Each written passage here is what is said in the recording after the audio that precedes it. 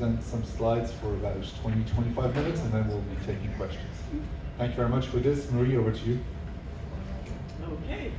So I'm a small person, and I have to stretch my neck to see the slides, but I guess I can speak without seeing them. And of course, if they moved, that would be so much better. Nope. Ah, there we go. Oh, that's good. Okay, so I think that we really have to start from the top, whereas so much of the conversation around airlines decarbonization starts at the end with the SAF and the things that we're actually going to be able to put into the aircraft. But we have to start at the top. And energy is a system. It has to start with the primary energy source. So today the world is dependent upon fossil energy as not only the fuels, but fossil energy is what makes up over 80% of global energy consumption. Yeah, so the world is is not 100%, 83% dependent on fossil energy, and less than 20% therefore is renewable energy. That is the place, the original sin. We have to somehow find a way of making more alternatives to these fossil-based energies. And then we have to figure out how to transform them and transport them, turn them into the actual final energy products that every industry in the global economy needs. So the illustrations here just show a snapshot sort of what the system was like in 2018 and what it could look like in 2050. And you see sort of the multiplication of different types of primary energy sources. You see the transformation of this whole transformation stage in the middle and distribution stage in the middle. And then you also see the multiplication of end users at the end, right? One big new end user is obviously data centers and AI and all of that, yeah?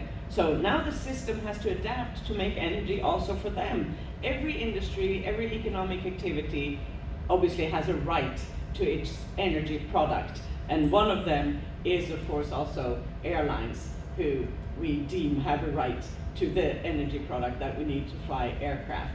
But you cannot start at the end. You have to start at the top. And one of the reasons why what I just said is so true is what happens at the refinery.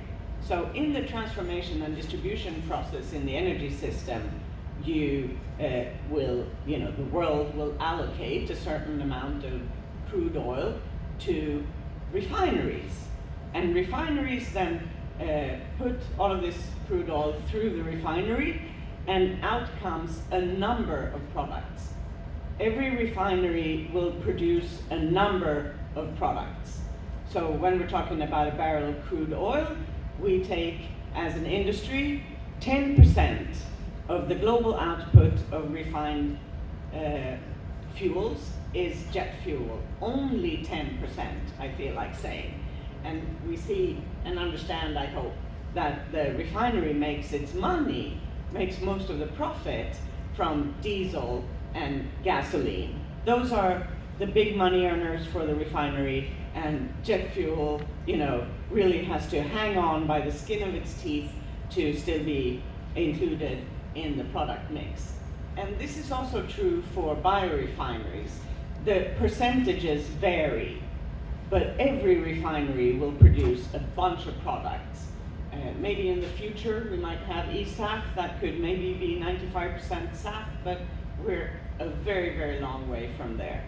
So from this we understand that if we manage to decarbonize airlines, if we manage to produce enough renewable fuel for airlines, we're also doing it for all of these other people who are going to get all of those other products. And again, there's no way that you can just do one of these products and forget about the others. So it's a system. We can't start with one product for one industry. We need the renewable energy for everybody, and the proportion that we will need in order to make air transport sustainable. That's then also dependent, how successful we are going to be is dependent on how we enact good economic policies, good cost-efficient economic policies, and good means not only the actual policy, but also the order in which they are being enacted. So I am proud to try to pronounce jabuticaba, which is a fabulous Brazilian fruit. And of course, it would make sense to start the energy transition by picking the low-hanging fruit. And that would include co-processing and SAF. And I won't necessarily go through all of these ingredients in a more sensible policy mix. I will just stress again that it cannot work if you try to target the end product without paying attention to the supply chains and to the energy sources that make that end product possible. And I think with that, I shall hand over to Hemant to speak about jet fuel. Thank you, Marie. So I'm Hemant Mistry, Director of Net Zero Transition, and I'm going to talk to you a little bit about jet fuel, in particular the crisis we have as a result of the closure of the Strait of Hormuz.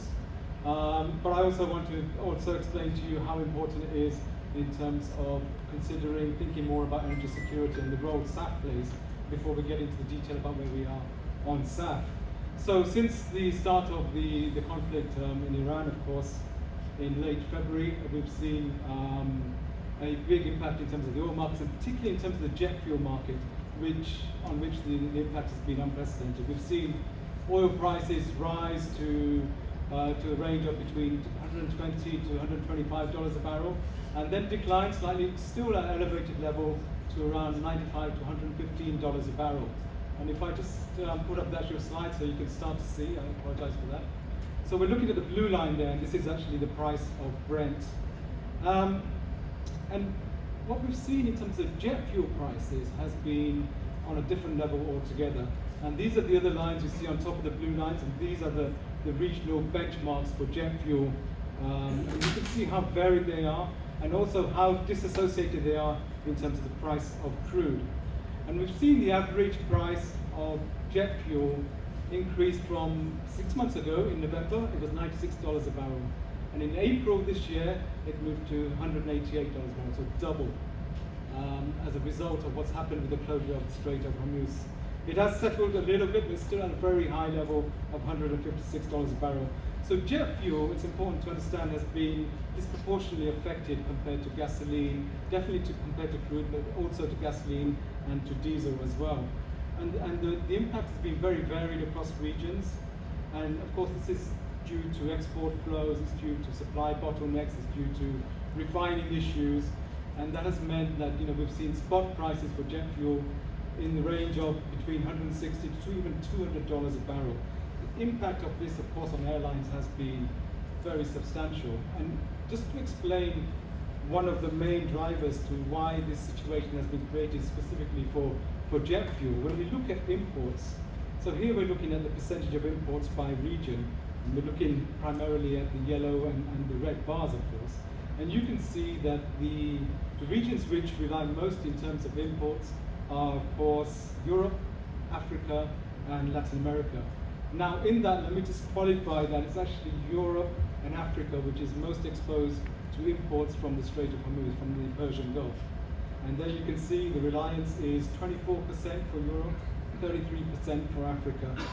And if you take Europe as an example, the reason why this reliance on imports has grown over time is because there's been a reduction in terms of refining capacity within Europe itself. And so when you look at just in terms of jet production in Europe has reduced by 13% if you look at pre-COVID levels compared to 2025. In the UK itself, it reduced by 42% pre-COVID levels compared to 2025. So the closure of the Strait of Hormuz means that those lost barrels have to be found in different ways. And there's been a a significant effort across the value chain and with governments to try and find out ways in which you can actually recover some of those lost barrels through increased refining and output, yes, in Europe as well, but also export from and more refining from the US, and also we've seen that happen from West Africa as well. And so every measure has been undertaken, including the use of strategic stocks for crude and for refined products, to try to reduce the impact of the closure of the strait. But even with all of the effort that's been undertaken across the globe, there are still some lost barrels that have to be compensated through some demand destruction.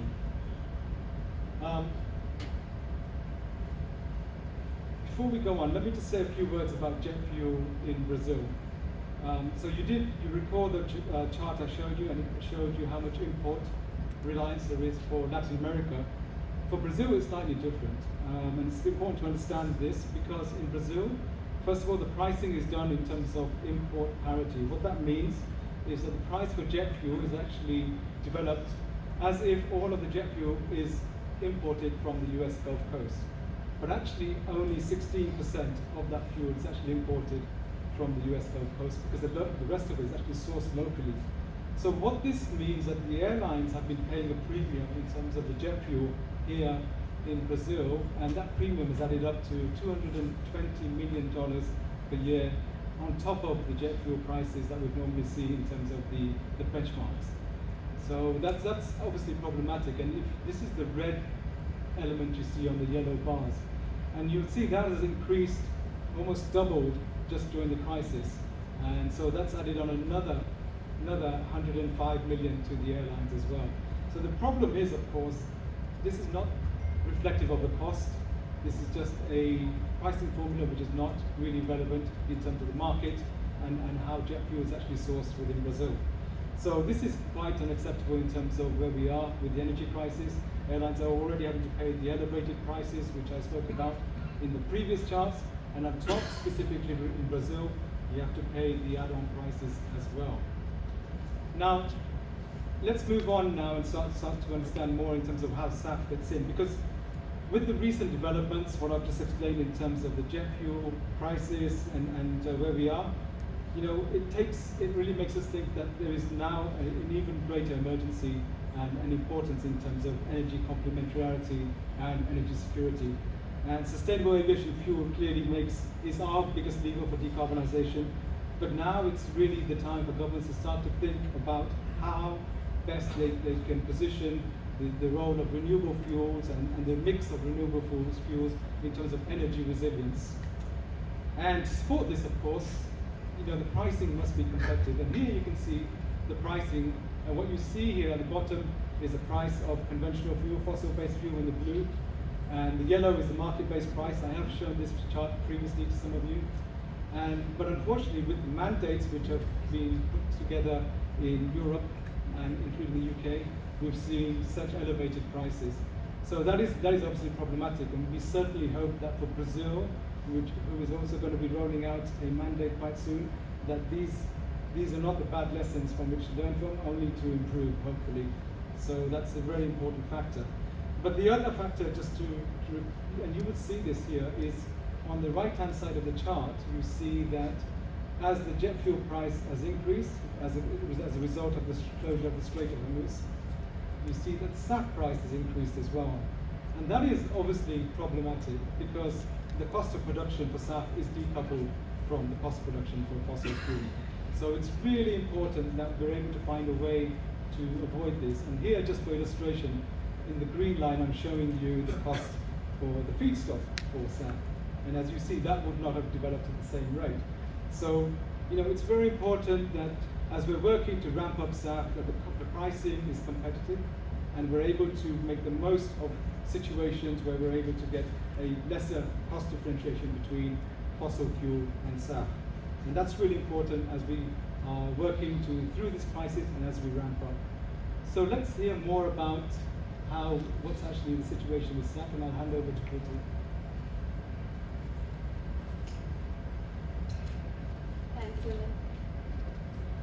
Thanks, Hemant. Continuing on to the SAF. So we just heard about the volatility in the jet market and the price premium which is being charged to the airlines. And when it comes to SAF today, and we want to see where he stands in terms of the SAF, in terms of its capacity and how much of SAF is being produced. So on this graph, as you can clearly see, in 2026, if you recall the numbers we have put together for the SAF production in 2025, December 2025, the production was 2.4 million tons. And we are in mid of this year, and we are still seeing how the current crisis shapes global markets, SAF production. So our numbers have not changed, and we have kept the production estimates at 2.4 million ton, which is not even 1% of the jet fuel demand globally. But on the same slide, interestingly, if you see the dotted bar, we see that when it comes to capacity, there is a significant increase in the SAF capacity for this year, reaching around 9 million tons. What does this imply? It implies that even though the SAF capacity has reached 9 million ton, the production is just hovering around 2.4 million ton. It means a significant share of this SAF production capacity is being underutilized. And the next question often comes to us that why it is underutilized. It is because of the current framework of policies. The current framework of policies is structured in such a way that it favors the production of renewable diesel in these facilities than the SAF. That's where we see the lower production of SAF in these facilities rather than renewable diesel. On the right side, when you see spread of these facilities around the world, by the way, this map is also available at IATA website, and you can go through the facilities and their location and the status. The map shows operating facilities around the world, and we see that spread is not even, attributed by different regions. One is policy, second is feedstock availability, and most of the concentration of these facilities is around North America, Europe, and Asia. And if you can also see the colors around this, the blue and greens clearly shows it is HEFA and HEFA co-processing which are really making up for the volumes of SAF available in the market. Looking further, the spread of SAF projects by the status of development around the world on this chart. It is a busy and complex chart, so I can take you through the different things which are being shown on this slide. When we look at the SAF production capacity, which is more than 370 projects around the world, which we monitor very closely, and when we segment these projects into operating projects, which are right now currently online, under construction, which are basically in the different stages of construction and also reached FID, most likely which are basically have a strong signals and also have a credible pipeline, and then the rest which don't fit in either of these categories are the least likely pipeline. When we look into these capacities, the new projects which are being announced globally, there is a significant increase in the announced capacity. And why I say announced capacity? Because it is likely by 2030, many of these projects may not reach the realization of either FID or the decision for moving ahead. So what we did when we looked into how much is the capacity that can be realized by 2030, we looked into operating plant, the plants under construction, and the plant which are most likely, as you can see at the 8 million ton number in Americas. So we see when it comes to production capacity, Americas will be leading in terms of supply of SAF that can be realized by 2030, whereas Europe, North Asia, and Asia Pacific will follow with a significant capacity for the production of SAF. And why I'm saying a significant production capacity? Because whether this capacity will be realized in the form of SAF will be highly dependent on the policy. On the contrary, regions like Central and South America and Africa, we see, despite the fact that regions have high feedstock potential, there is a likelihood that we will not see that many of the projects will be realized merely due to absence of enough policy support. So when we look into the projects that is operating under construction and also likely to be materialized, we see 20 million ton of SAF is likely to be realized by 2030. And this consists also a credible pipeline of the project. But looking at the spread of this 20 million ton in terms of technologies, you can clearly see the blue color that HEFA and HEFA co-processed will be making nearly 95% share of that capacity. What does that imply? It basically underscored that there is a very slow progress when it comes to technology diversification, whether it is alcohol to jet, power to liquid, or gasification, which is very much needed if you really want to reach net zero 2050 target. As per IATA roadmap, which many of you would have seen, we require almost 500 million ton of SAF by 2050. And if we are not able to see technology diversification, which can use abundant feedstock, it is highly that we may be far behind the target which should be met. Since we are talking about the new technologies, ESAF is often talked about in this context.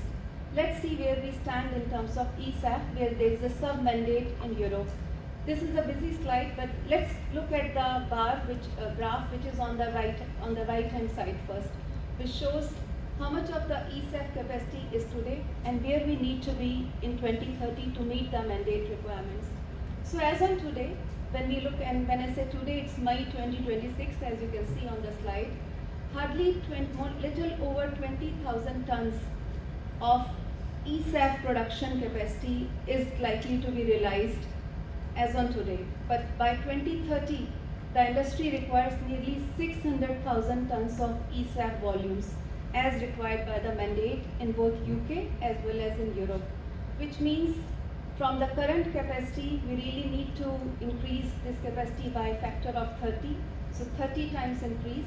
And if I want to put that in terms of the facility, it means that one commercial facility, which is today, we need to build 20 commercial size facilities between now and 2030, which is a significant, huge task in front of the industry. And if I consider the practical realities, given there is long lead time, there are operational challenges, there is a ramp-up requirements between now and 2030, I'm afraid that window to produce ESAF by these facilities has largely been closed. And if that window has been closed, what does that imply? If you look at the cost of mandate chart now, so if there is no ESAF, there is a cost to that. The cost is basically for the mandates and how that cost will come. In the absence of ESAF, the cost of non-compliance is likely to be significant, ranging from 8 billion euro in 2030 and going up to as maximum 16 million euro. Not just that, UK still has a buyout mechanism, but under RefuelEU, the larger the lead time for the establishing of ESAF supply in the market, the greater will be the impact. Rather, I can say there is an exponential increase in the cost of non-compliance, which is likely will be passed to the airlines. And what happens? We hit a dead wall, which means that airlines end up paying this cost of compliance without having access to either product or the associated environmental benefits that should have been achieved by the use of ESAF. I would say, Marie, you started about system approach. This is a perfect and classic example what happens when you don't implement and ignore a system-wide approach, and rather than that, you end up having demand pull policies in the form of mandates without establishing that technology is not deployed at scale, supply chain is not built up, and we end up having mandate and end up paying cost of compliance. This is a lesson basically I must say that other regions should not repeat when they are looking for regulations and policy landscape around new technologies. But there is a good news also. There are some solutions. Till the time we are building a road towards the new technologies which are very much needed, because without the new technologies, and when I say new technologies, these are advanced pathways, we can't reach 2050 target. There are solutions like co-processing and LCAF, which have not been taken into due consideration which they deserve. And I must say they have been neglected for a long time. When I say co-processing, it means that existing refinery infrastructure can be utilized, and it can produce, even if we start doing today, almost 2.6 million ton of SAF, which is more than the production we have today by 2030. Globally, if you see, there are around 600 to 700 refineries. But what we are doing today is hardly using 20 refineries. They have done co-processing and they have produced minor volumes of SAF. And that is also basically is not a regular continuous production of SAF. It is like in some small batches they have produced and not even reaching up to 5%, which is permitted under ASTM. This is a significant opportunity which industry may miss if there is not enough guidance or policy direction from policymakers and incentives to produce SAF. And this opportunity can be further enhanced by increasing the co-processing limit to 30%, which is still awaited for the final decision at ASTM level. On the contrary, DEFSTAN in UK has already approved 30% co-processing, and it can unlock significant volumes for industry. Same is LCAF. LCAF is also another solution which has been recognized in 2018 by ICAO under CORSIA eligible fuel frameworks. And 3 years after that, we saw certification of first batch of SAF, and after that so many batches of SAF has undergone certain sustainability certification. But when it comes to LCAF, which is a product identified under CORSIA eligible fuels, there is no single certification scheme. It means that there is not any production of LCAF which is available today in the market. And when I look at the LTAC scenarios in terms of LCAF potential, nearly 14 million ton of LCAF can be produced and brought into the market. So as an industry, we need all solutions, and in the absence of right policy landscape, we are missing on these two important solutions. And if someone is thinking that we are not supporting advanced technology, that is not the case. Because we need advanced technologies, but those advanced technologies need time to scale up. Until that time, co-processing and LCAF can be one of two transition solutions for industry which we shouldn't miss. And to close on this slide, I will say not only it provides a solution for us to have SAF, but it also gives an opportunity for energy industry or refiners to also mitigate their own carbon footprints. With that, over back to you. Yeah, that's totally the Jabuticaba effect that we're looking for, what Priti just described. And there are other solutions that have to happen in this market for it to become a proper market. And this is what we call essential market infrastructure. I hope that you listened attentively to Priti and take away from what she said how teeny tiny, puny, and embryonic this SAF market is. It's sort of erroneous to even call it a market. It's a bunch of local, bespoke, and private deals behind closed doors. Yeah, and we're trying to connect them somehow with each other to create this market. So we're doing as much as we can, and hopefully we will do more in terms of contributing to building this essential market infrastructure. And one of those things is book and claim. So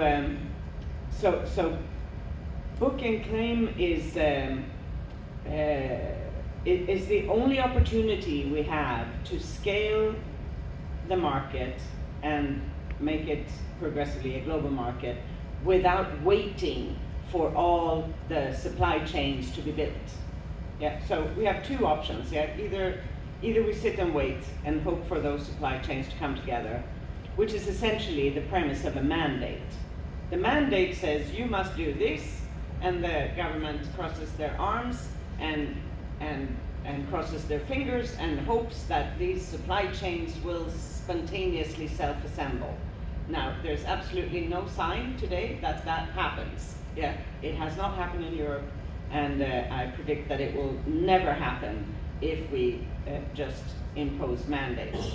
It cannot happen without the supply chains and the infrastructure being in place. However, one way around that bottleneck is book and claim. If you do a book and claim system, you can separate the physical fuel, the SAF, from the environmental attributes.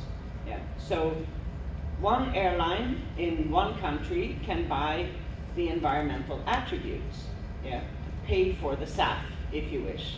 The actual SAF is delivered to another airline in another country who flies it, yeah, and does the combustion and so on. And the end result for the atmosphere is the same. The atmosphere doesn't care which airlines buy the SAF or where it's combusted. Yeah. So thanks to the separation of the physical delivery from the environmental attributes, we can scale the market without having to wait for all the supply chains to already be built. So this is an absolutely necessary tool for accelerating the output of SAF and maybe be able to reach the volumes that we need in 2050 or even in 2030. And let me just point out and support what Priti said even further. If we had 5% co-processing in all the world's refineries today, well, obviously we would have a 5% SAF blend. Yeah. So, you know, I understand it's a bit utopian that we would get all of the refiners to do that, but you must understand that all of this is entirely feasible, and it's just not happening because a lack of conviction on the regulator, I would say. Anyway, we have constructed this book and claim system. First of all, we created a new international organization. We called this international organization CADO, for Civil Aviation Decarbonization Organization. We will make you all pronounce that at the end of this press briefing. And IATA developed the SAF registry, which is an IT platform essentially. So our Information and Data Division, our IND division, built the platform, and IATA gifted the platform to CADO. So in the SAF registry on the platform, we now have 146 participating organizations. And we're working with about 10 states to build the state accounts so that the states can use the same registry for the compliance purposes. And that is, one small step for mankind, so to speak, towards a global SAF market. And we're also working on the interoperability so that this SAF registry can speak to any other SAF registry that wants to really be global and harmonize and standardize this market. So we have 2 partners in the interoperability endeavor, and that is 123 Carbon and 4Air Assure. So we're trying to provide this as a global solution for everybody, together with any other registry that wants to participate, so that we can standardize and harmonize and make this work for everybody, allow every SAF producer to sell SAF to any airline, and allow any airline to buy SAF from any SAF producer. That is obviously sort of the definition of a market. And then a few words on CORSIA. So CORSIA is this carbon offsetting and reduction scheme for international aviation. I will make you say that too at the end of this session. And it is actually the only global market-based measure scheme for dealing with emissions from international aviation. So airlines have to buy either the CORSIA eligible fuels that Priti mentioned, or they have to buy eligible emissions units, which are derived from decarbonization projects in various countries. And these are produced to the highest standards. You have very stringent standards to be classified a project eligible in this context. And they are actually the credits that most people in the carbon market are looking to buy. So that's a very good, how shall I say, stamp of approval from the market itself, that these are great credits, and the problem we have is that there's just not enough of them on the market. So this is just to show the growth in the CORSIA system, the more and more states participating, and more emissions being offset under this scheme. And here we have another, I don't know how to say it, you know, the world is always too siloed, yeah? So this is the UN environment being too siloed, where there's a problem to get the EUs to market because it's perceived to be in competition with the UNFCCC and the Paris Agreement. So in essence, I'm not going to bore you with all the intricacies of the administration required to make this happen, but essentially ICAO, our UN regulator, said you must buy these things, and then nobody on the UNFCCC side said to the states that they have to supply them. Yeah. So we have this, you know, it's a stunning incongruency between the two systems that we're doing our best to overcome and help everybody solve these problems and bring more of these EUs to market. So today there's about 38 million of them on the market, and that means that the market is about 200 million short.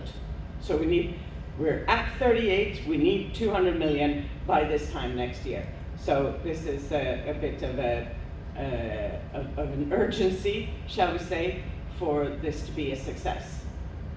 And that is indeed exactly what we're saying here. Well, so here we're saying 175, I rounded that up to 200, and we can't, you know, we can't emphasize the necessity and the urgency of this market also to scale and become mature in a similar way to the SAF market. We can't really exaggerate that necessity either.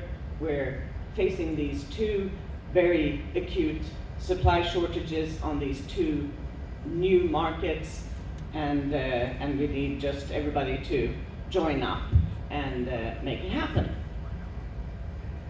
And that is indeed what we're trying to do. We're trying to work with all the relevant parties to facilitate, and unfortunately we're not always supported by everybody. So there are some countries who approved CORSIA under ICAO who now actively try to detract from it, and that is obviously not helpful and very dangerous in terms of causing widespread fragmentation for our industry and serious harm to the global network. So we're actively trying to see if we can accelerate the success. Then it'll be harder to detract from the system, and maybe we can preserve the multilateral rule-based order for global civil aviation. That's our goal. And we have created a supporting alliance in this vein, which is really trying to take the issue from you know, capacity building, yeah? It's like capacity building hasn't worked. It's like mandates haven't worked for SAF, and capacity building hasn't worked for CORSIA. So we have to go further, and we have to provide, you know, some really practical and pragmatic implementation assistance, and hold people's hands and make it happen. And this we're trying to do with all kinds of participants joining in the endeavor: states, airlines, project developers, various parts of the carbon markets, everybody joining forces and helping the countries get over the hurdles so that we can bring almost 200 million new EEUs to the market within the space of a year. And on Brazil's SAF opportunity, it is Priti who will continue. Thank you. Thanks, Mike. To bring it all home, how Brazil's SAF playbook looks like.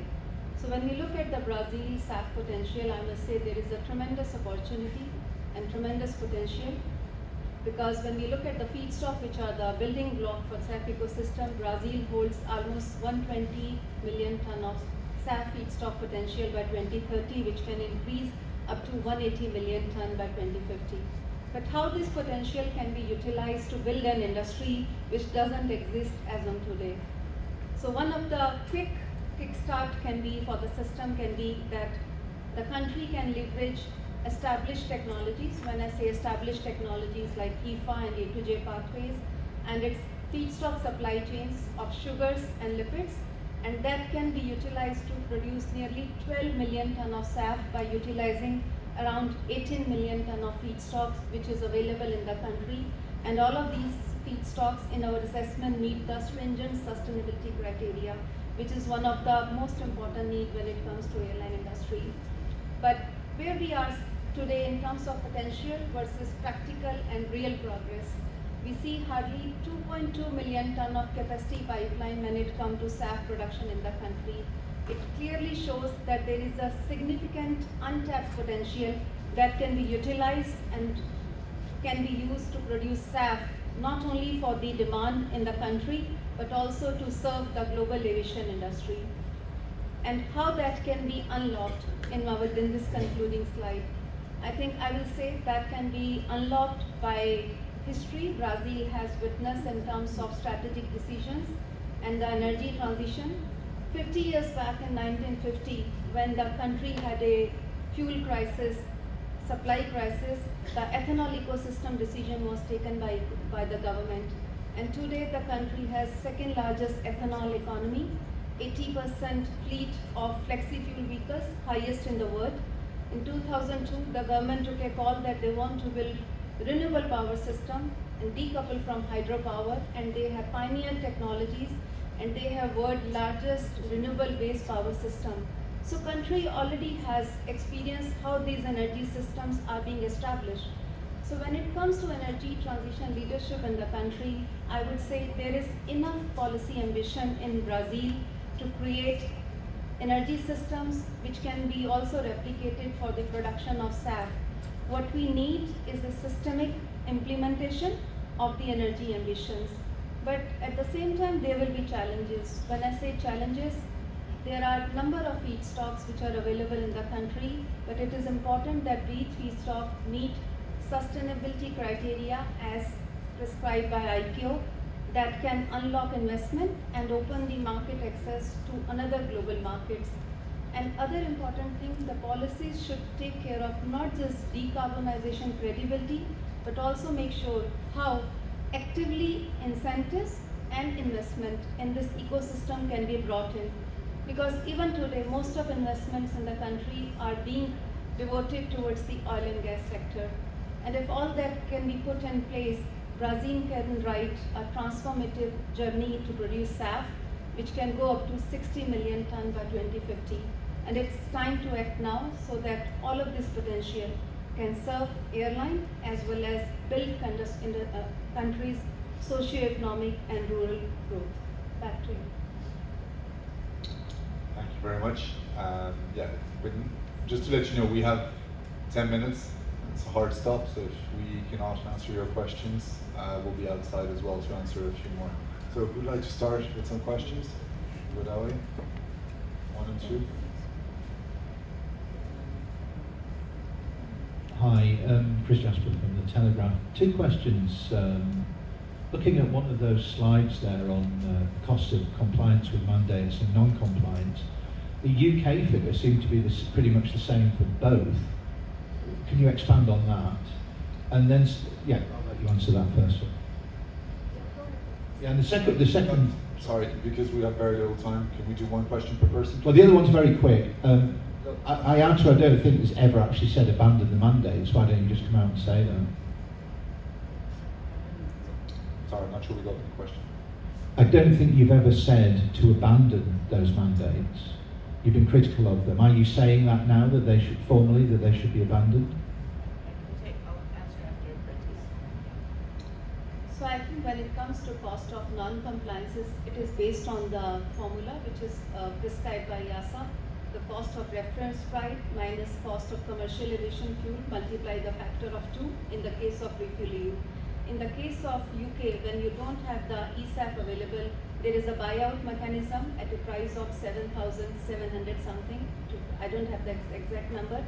And if that ESAF volumes are not available, that buyout can be bought by the airline industry to meet the obligations.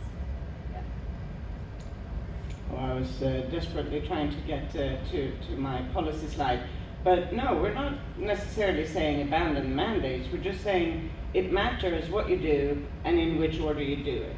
So this is actually, really, I'm an economist, and I was taught in university that if you mandate a market where the product doesn't exist, the price will go up. Yeah? That's exactly what's happened in Europe and in the UK. And other problems with mandates is that they tend to limit the production to the mandated amount because nobody really has any incentive to produce anymore. That's also a shame.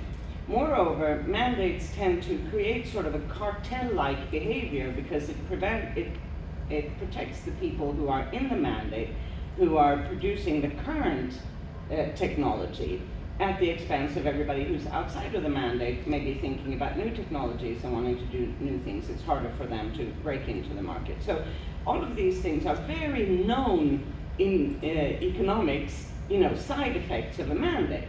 So if you're a policymaker, you should be aware of those side effects and you should guard against them. And the first thing that you should do then is to look at what other market creation, energy market creation experiences have we had in the world. And obviously it's wind and solar that are the most notable ones. And we should look at what happened. Why did that work? Well, it's because they made the solar panels before they mandated the use of solar energy, right? That makes perfect sense. So, this is a summary sort of how we think that policies should more efficiently and optimally be implemented to achieve the results that we want, which is more output and lower prices. The lower the price, the more CO2 emissions reductions per dollar or whatever currency you're using. Yeah. Whereas what we're getting now is just a higher price and no CO2 emissions reductions. Anybody can understand that that's not a successful policy.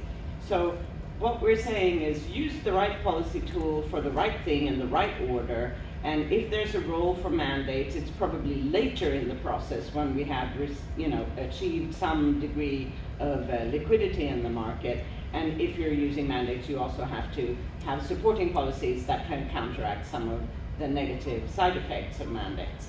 So smart policies, cost-effective policies, policies that were used in wind and solar, that's what we want so that we can all succeed together. And just to follow up on what Marie said very quickly, so to attempt to fix what is the situation with mandates right now, there are some things which can be done. Marie talked about book and claim. It's very important. We need to have some way in which the mandated party doesn't just pass on the price risk to the airlines. So that is what's happening right now. This is why we've got such high prices and why we will have such high prices for e-fuel.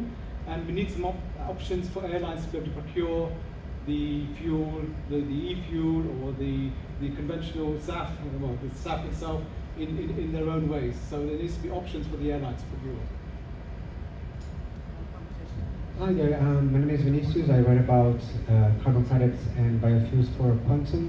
I have a question for Corsia. Mary, you mentioned the ICAO told companies that they need to buy credits. The UNFCCC didn't tell state members to actually produce the credits. But when we talk to host countries for carbon projects, several of them complain the prices are just not there. Can airlines pay the right price to unlock new Article 6 approved projects? And what would be this price in the perspective from IATA? Thank you. Yeah, I mean, let's just, this is an obligation, right? That all the UN member states are the same states, yeah, different people, but the same states, yeah. In ICAO, who said you airlines must offset everything above 85% of the 2018. 19 level of traffic, sorry. Yeah? So that's an obligation, yeah? And if we don't do that, who knows what's going to happen. So how can we sort of be both obliged to do something and then sort of accused for not manifesting the demand for the thing that we're being obliged for? Obligated to do, right? I find that this is not a voluntary market, yeah? We're talking about an obliged market. So the demand is known. We can calculate how much the demand is. Yeah, so that's on the one side. And then, I don't mean to put all the blame on UNFCCC either, but it's just sort of interesting to note that in that environment, which is the same UN family, but a different room, in the same building kind of thing. Yeah, in that environment, the states are obliged to report their nationally determined contributions. Yeah, so you have two populations that are under sort of different obligations, and nobody really brought them together into the same room and to figure out how we can make them both work. Yeah, and I think that's really part of the fundamental problem here. Whereas in our analysis, they are actually mutually reinforcing. Allowing a part of the NDCs to be used for CORSIA can actually generate more NDCs. Yeah, and the whole system could be mutually reinforcing if we could stop these people from being so segmented and force them to speak to each other. Yeah, and that's sort of partially what we're trying to do with this supporting alliance and the implementation assistance that we're trying to engineer. Yeah. So I think fundamentally it's a lot of lack of information, lack of communication, siloed decision making, and somehow airlines get squeezed in the middle of all of this and sort of told to be the ones to carry the burden of it all. That obviously will not work. Yeah, thanks. There, but super quick because we have a minute and a half and then Yes. need to walk out. Thank Thanks you. so much. Claire Blue from the French magazine Challenges. Just to make sure I understood well, you asked for a book and claim system, which was also what A4U in Europe asked for in March. And if I understood well, you created that platform, but we are okay that the regulation hasn't changed yet. It doesn't exist from a EU point of view, right? Yeah. It's just like a desire from you. Well, I mean, we can provide the solution without having a gun to our heads, so to speak. Yeah, I mean, we feel like we have a gun to our heads because we see that this is the only way to create a global market. We hope that regulators around the world will agree with us, and to the extent that they agree with us, we have the system and it's up and running. So a number of states are already exploring these state accounts with us. That includes Singapore and Japan, and right now I can't, Brazil, yeah? So states are looking at how they can benefit from this one single global system. This is it's similar to the CORSIA question, yeah? That we're struggling in a world where everybody wants to do their own thing, but it really doesn't make sense. Why would we have, any number, 27 different booking claims, people applying different rules to all of them when we could have one and the same rules for everybody, which is obviously what a global industry such as ours needs. We are inherently multi-jurisdictional. International airlines do not function other than across jurisdictions. So this is why we are so excruciatingly sensitive to fragmentation. And all the fragmentation we're seeing now is really quite existentially threatening, yeah, because it immediately impacts the whole global network, and that is, again, also what the Middle Eastern crisis is showing us. The global network is reconfiguring because of all of these things, and it will not get back to where it was. Yeah, there are winners and losers, but an inspired rulemaking would make the same rules for everybody, and we should all harmonize and hold hands and do it together. Yeah? Kumbaya. Thank you. Thank you, Marie. Thank you, everyone. We'll be outside for a little bit if you have further questions.